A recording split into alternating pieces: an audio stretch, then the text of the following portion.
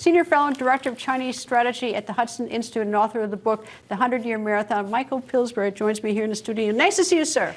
Good evening, Greta. So what should we think of about China with their COVID? And we don't know where it's, they won't tell us where the virus originated. They won't tell us anything. Well, I think I and many other China watchers are starting to think that Xi Jinping is as paranoid as Mao about foreign enemies. Xi Jinping has made it very clear he thinks COVID came from America. You think he really believes that? I think he really does. A lot of his people don't. They know better. But he's given his government orders for over a year and a half now to say that the Americans invented COVID in Fort Detrick, 50 miles north of Washington, D.C. His crackdown applies across the border of China.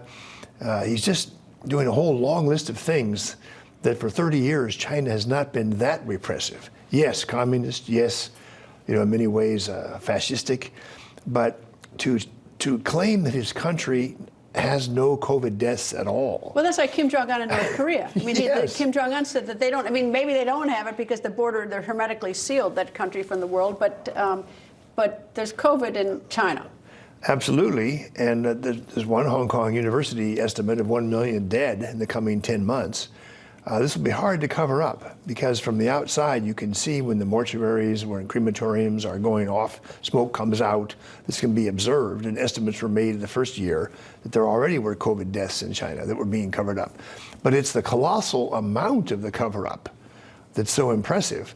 And the Biden administration, I think, is just astonished by how tough and nasty the Chinese are being, even to them. When they began saying, we can get along better with China, now they've got the back of their hands applied to them by Xi Jinping. This is really a stark moment for the Biden administration. So what happens if the COVID does, kill as many people as expected in China? They just move on? I mean, there's no, President Xi doesn't have, there are no consequences. He's got this apparently presidency for life now. Yes. He's surrounded by sycophants he himself chose.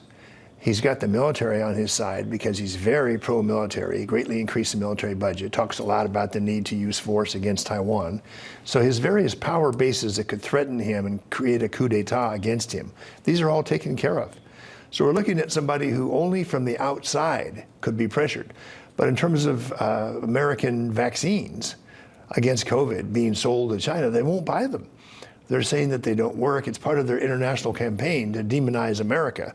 It's to say, well, we won't buy American COVID vaccines because they don't work. Obviously, they do work far better than the Chinese vaccines. But he's betting the lives of 1 million Chinese on this nationalistic claim that our vaccines are no good. Michael Pillsbury, thank you, sir. Thanks, Greta.